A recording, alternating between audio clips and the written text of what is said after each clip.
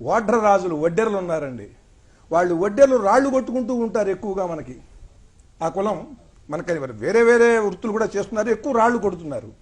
వాళ్ళు రాజులు. వాళ్ళు శ్రీనాథుడుని వాళ్ళు శిక్ష వేశారంటాం కదా, ఈ ఓడ్ర రాజుల పరిపాలనలో జరిగింది. రెడ్డి రాజుల్ని ఓడించి వీళ్ళు రాజ్యం వేయలేరు. అప్పుడు ఓడ్ర రాజులు నాడు ఓడింపబడి నేడు ఒడ్డెర కులజులై ఉన్నవారు కొన్ని తరములట్లు కొండ కోనల నుండ మరుగుబడెను వారి చరిత మనకు.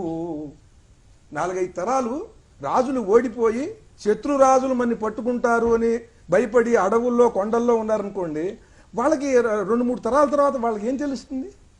అలా అయిపోయినటువంటి వాళ్ళు.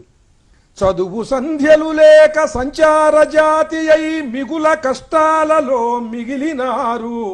బండరాళ్లను కొట్టి బ్రతుకు సాగించుచు మహారాజులను మాట మరచినారు.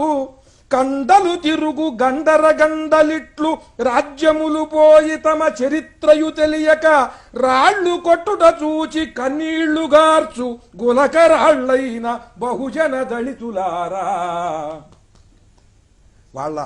ఆ రాజులు వాళ్ళ పరిస్థితి వాళ్ళుంది. వాళ్ళ పిల్లలకి చదువులు లేవు. ఒక ఆయనకి కాలు డైనమేట్ పెట్టి ఆ రాళ్లు పగల కొడుతున్నప్పుడు ఆయనకి ఆ కాలు విరిగిపోయింది. నేను యూట్యూబ్లో చూశానండి, చాలా బాధ.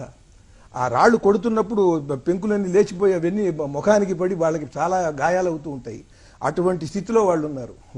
వాళ్ళు రాజులు, వాళ్ళు పరిపాలకులు. చరిత్ర చెబుతున్నది ఎక్కడో 400-500 ఏళ్ల కిందటి సంగతే ఇది.